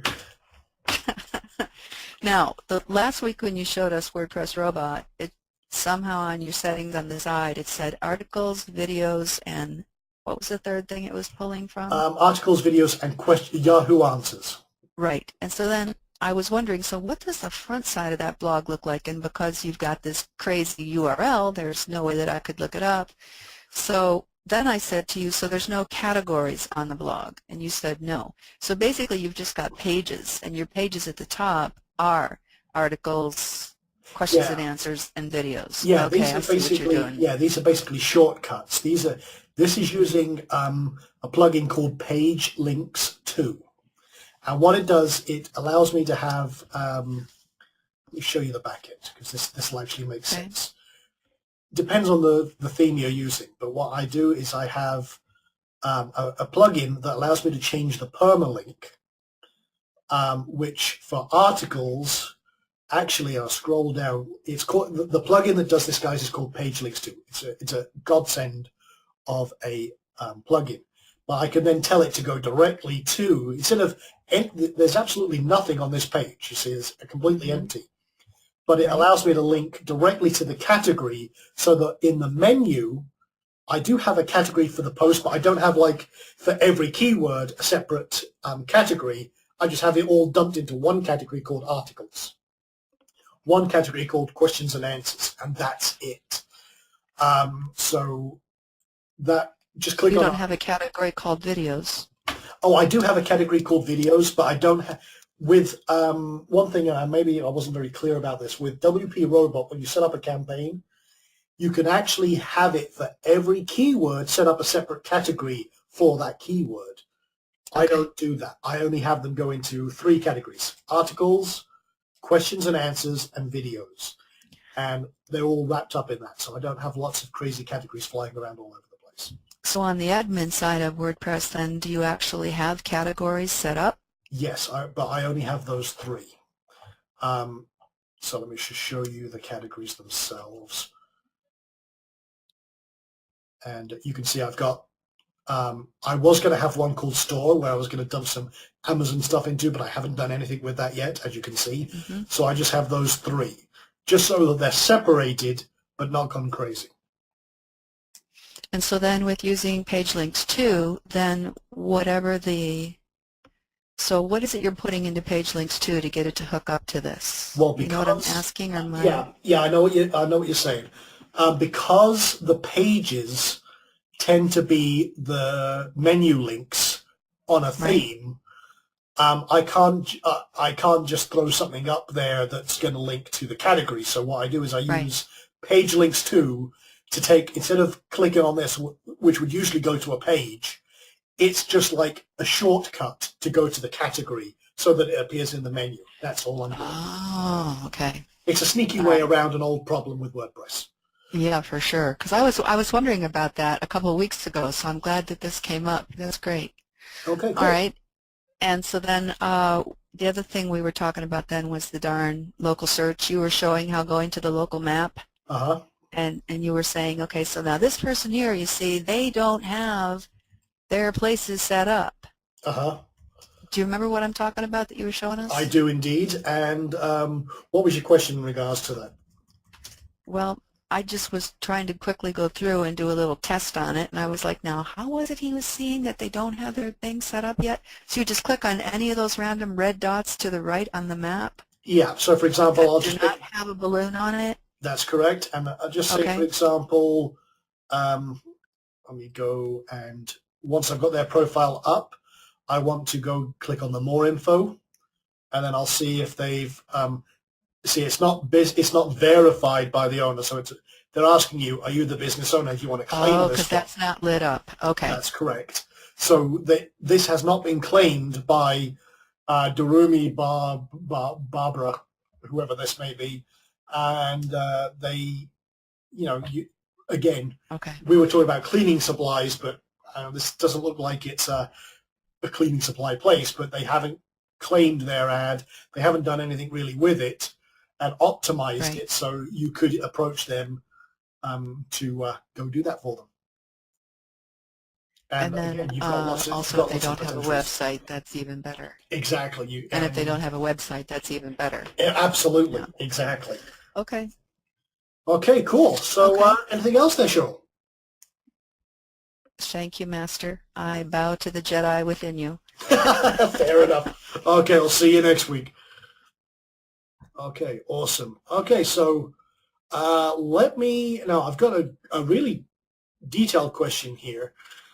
My question to you, if you were starting out today as an affiliate marketer of ClickBank products, would you focus entirely on traffic generation and building your list once you find a product that you are having success with? It seems that with your courses and software products along with Facebook, YouTube, Twitter, that you stay focused each day on driving more traffic, then would end up making more money with the constant shotgun approach of throwing up new blogs and hoping. Would you agree? That's a pretty good question. I like to have, and I do two things. I tend to create a foundation. Foundation, for me, is themanicmarketer.com. Okay, that was where I had my blog and I had everything going from the start for this particular industry. And that allows me to have lots of fingers in lots of pies. Now, what I tend to do is focus on a specific niche. Now, with my affiliate marketing, when I started, I would focus on one niche. For example, the one I'm most active in, and you wouldn't think this to look at me, is health. Okay. Another one is what I was kind of related to is skincare. I had a blog which became an authority blog in these markets where I drove a lot of traffic to. And there's lots. Here's the cool thing. These are billion-dollar industries. And there's lots of products, lots of things always happening in this. There's always a constant supply of new leads and new money. So it allows me to do a lot of things. I focus a lot on traffic generation with these because, hey, that's people into a sales funnel. You've got to have whatever you're doing, whether you're an affiliate marketer, whether you have your own products or what have you, you have to have a sales funnel to get people into. And again, I'm going to see, that's someone falling into my sales funnel. Bad drawing, I know, but you get the idea. The more people I can get into a sales funnel, then the more control I have over the future of that niche. I don't build shotgun blogs per se all over the place doing lots of different things. Auto blogs basically are fire and forget, but they can have lots of residual benefits. But if you want to focus on long-term money making, then create a foundation in any one of your niches. And I hope that helps explain what's going on. There's a lot of traffic out there. And basically, it doesn't matter what you're doing, whether you're selling your own products or someone else's products. A lot of your success is going to depend on traffic generation and then keeping that traffic around and developing a relationship with them. So I hope, David, that makes sense for you and gives you an idea of where I'm coming from with a lot of what we do, what I've done myself to succeed, and kind of along the lines of what I'm teaching as well. I hope that makes sense. Okay, great. Cool. Now, let me go. Let's see. I've got Jerry over there, and I know he's waiting patiently. Let me go see how you're doing this evening. Good evening, Sean. Hey, Jerry. How you doing? Great. You know, after seeing the money that you make with your list and with your AdSense, I want to thank you for spending time with us tonight because, you know, a lot of people making that sort of money just wouldn't even bother to do what you're doing. Well, thank you. And I really appreciate it. Well, that's why I And wanted I to try and also- show all this stuff to everyone because, you know, a lot of people struggle to make money online, and there are many, many ways to do it. You know, that's why I like to share this, you know.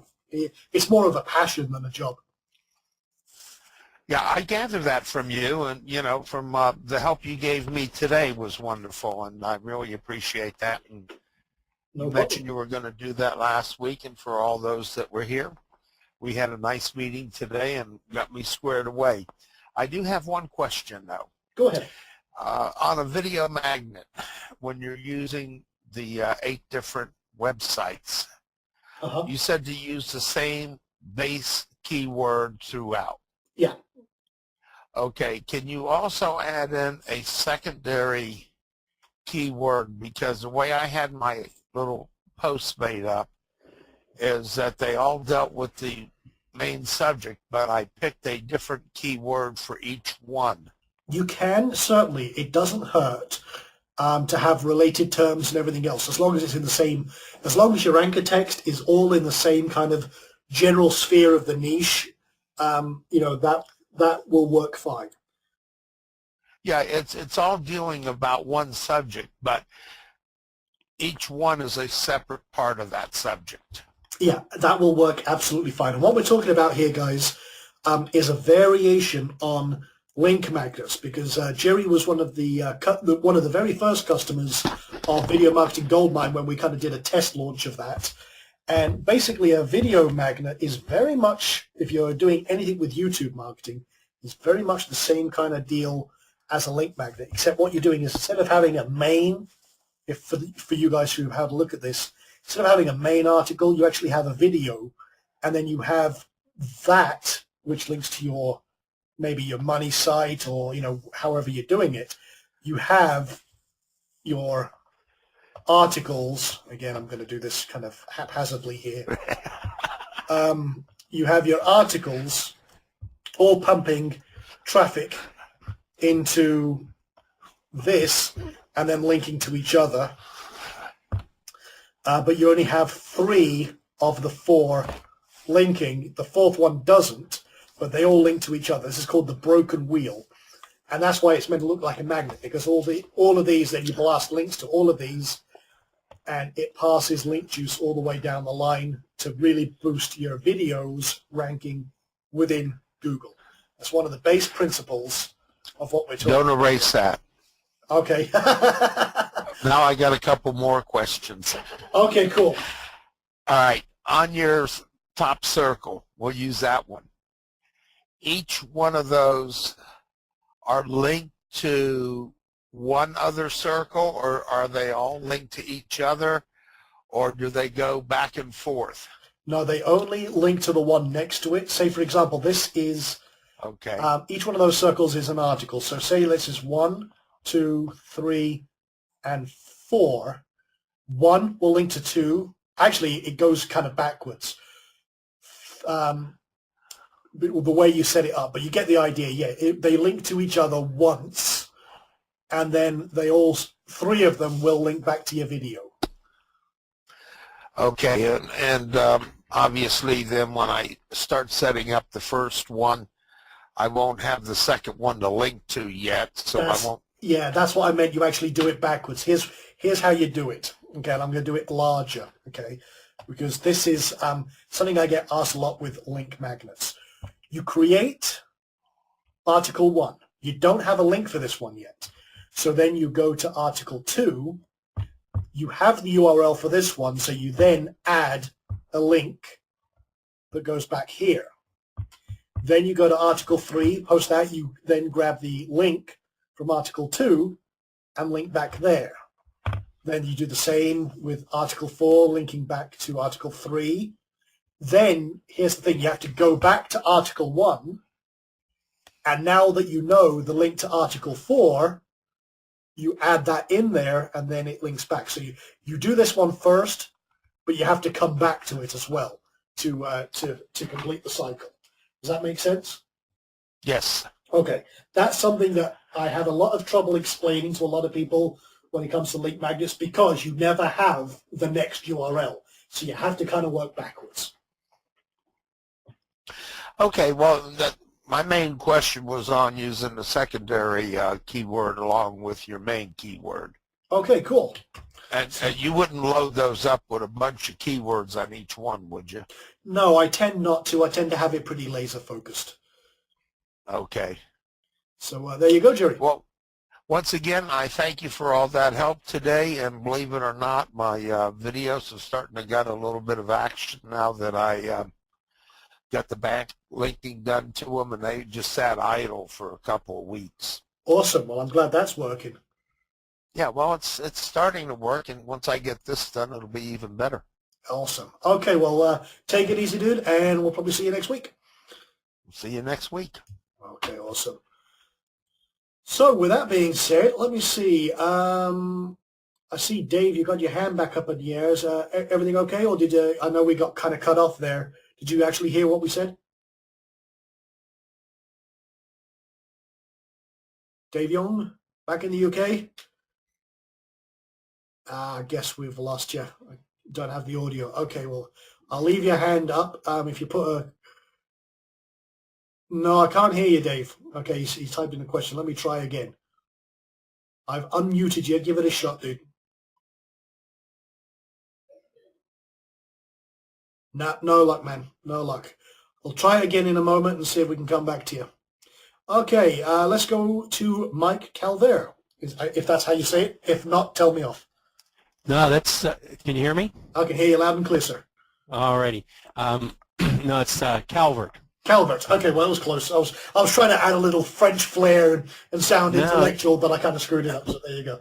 But, yeah, so anyways, hey, thank you very much, Sean, for, all the time you spend doing this stuff. I mean, you talk about value, and I know I got to say, you're providing more value than I've seen in the years that I've been building websites from anybody. Awesome, thank you. But anyways, quickly, I got a couple quick questions. The link magnet, you were just talking about the video link magnet. Yeah. The articles that you showed linking to each other, are those articles posted on your own sites, or are they posted in article directories? I try to actually avoid article directories because of the approval process. But what we actually do, and if you're an Inner Circle member, you can actually go to the special reports section and watch the video we have about link magnets. What we use is Web 2.0 properties and blogs.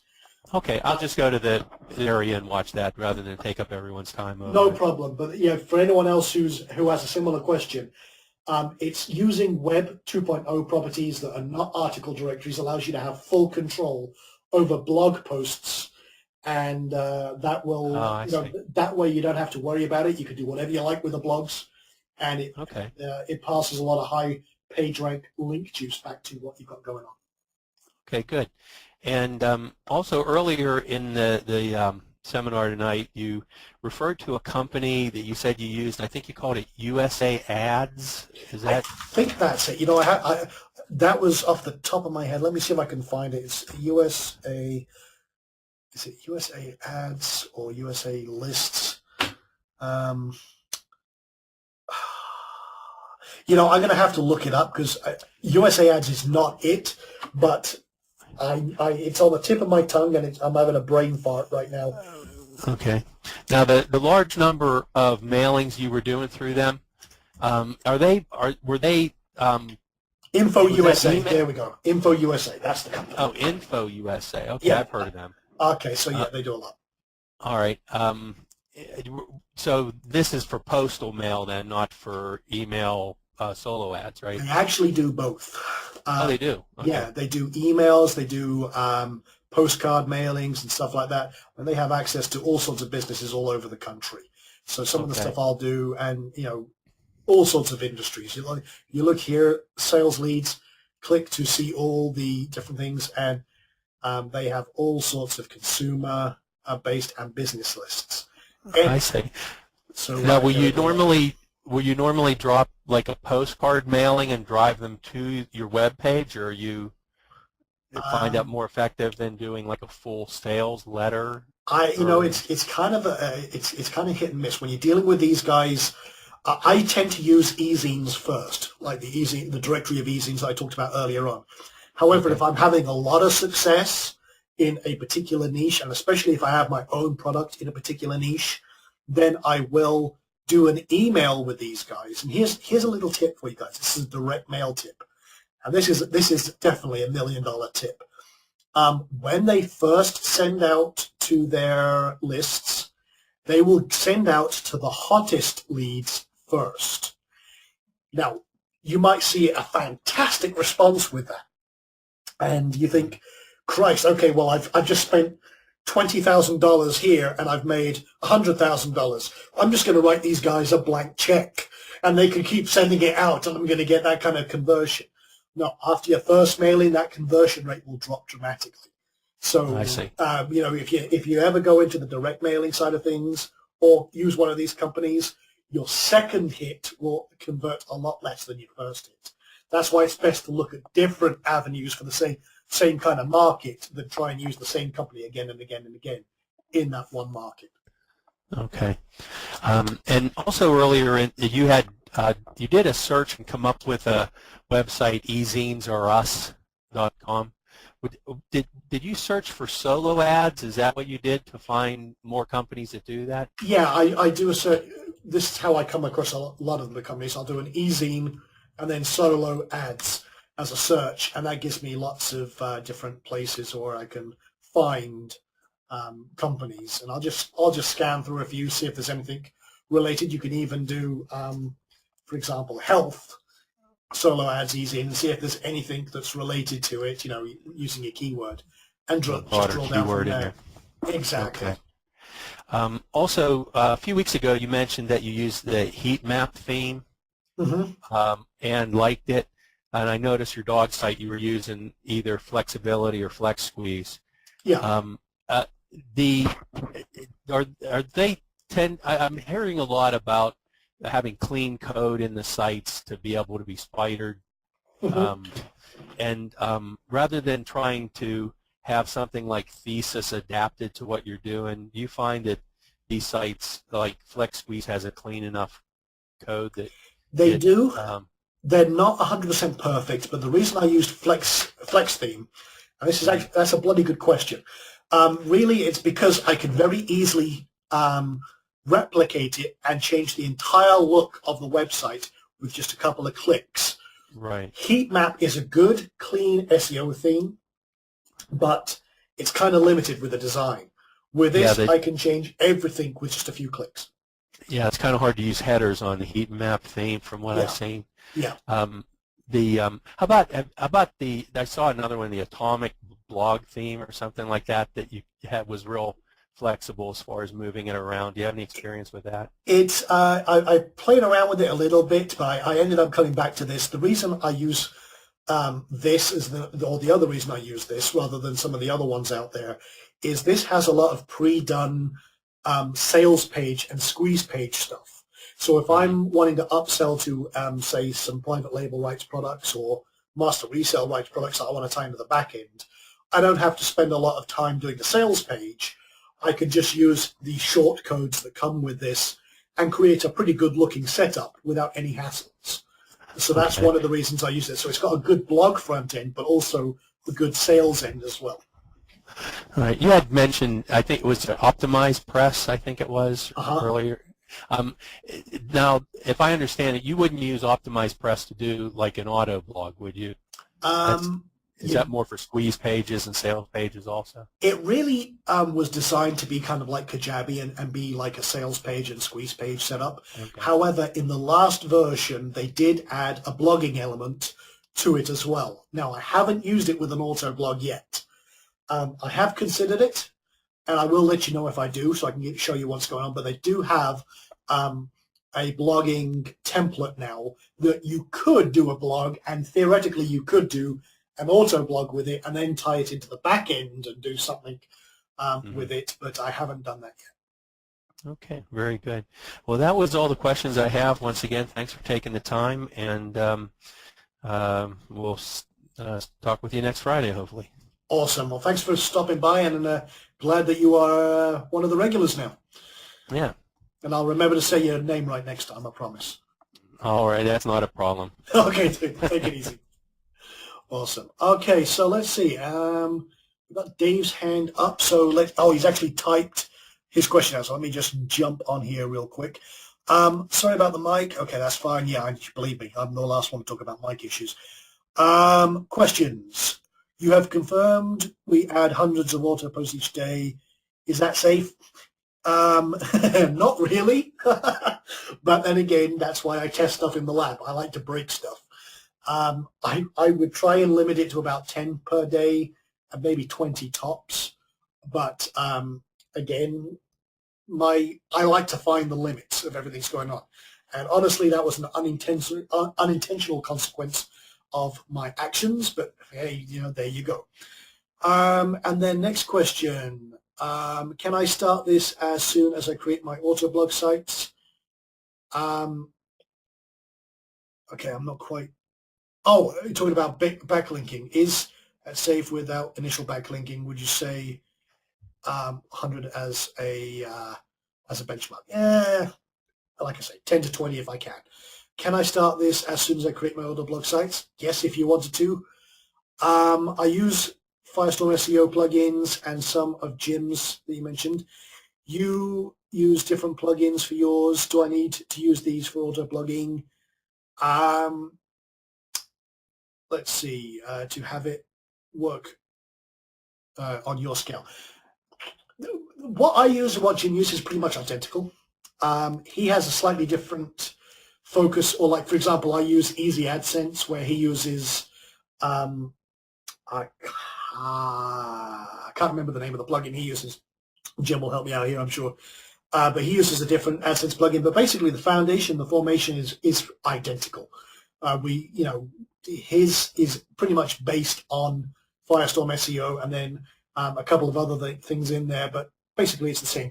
And WhyDoWork, thank you, Jim. WhyDoWork is the AdSense tool he uses. It's not really so much about what plugins are different for the scale. They pretty much do the same thing. And my scale was more accidental in terms of the posting. But you could set it up to do 10, 20 right from the start without having too much hassles. Again, I got 100 posting a day or 300 posting a day at one stage just because, well, accident, and I was leaving it to see how well it did. So there you go, Dave. Now, with that being said, I think that's it for the evening. I'm going to wrap it up. I'm going to go grab something to eat. That's another monster 2-hour session.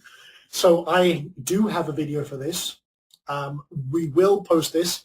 It's going to take me a day or so to put together the list of sites that we talked about here. So give me a couple of days. I'll post that maybe on Monday, and then we'll get you all going. And quick question. Yeah, Lisa is back, so she is answering questions in the support center. She is my ace in the hole, so to speak, my star student. So she's back and taking care of business. And she did say thank you very much, Jim, for all the goodies. She absolutely, you had her speechless, which was very unusual. Let's just say that. She was absolutely floored with those wonderful things that you sent her. That was really kind and generous of you. And I must admit that I still, okay, everyone else is wondering what the hell I'm talking about. Jim sent me a Christmas present, very nice Christmas present with all sorts of really cool stuff from Montana. I had no idea what the hell a huckleberry was, and now I'm addicted to them. But he also sent me this absolutely fantastic candy, which is chocolate mint turbo bites. They're energy chews. I have 3 left, and I'm saving them because they're bloody awesome. And he knows that I guess I'm a caffeine addict and an energy drink addict, and these things are awesome. So yeah, I still have a few left, but they are that rustling right there is that's the bag on my desk with just a couple left. They're driving my wife nuts because I'm hyperactive as it is, but after 3 of those, oh boy, that's some serious hyperactivity. But I can code like a mother. You get the rest. Anyway, on that note, I'm going to leave you guys to it. Have a great weekend. Enjoy what you learnt here today. I hope you apply it. I hope that's opened your eyes up to some list building stuff. And we'll do it again all next week. Take it easy. Have fun.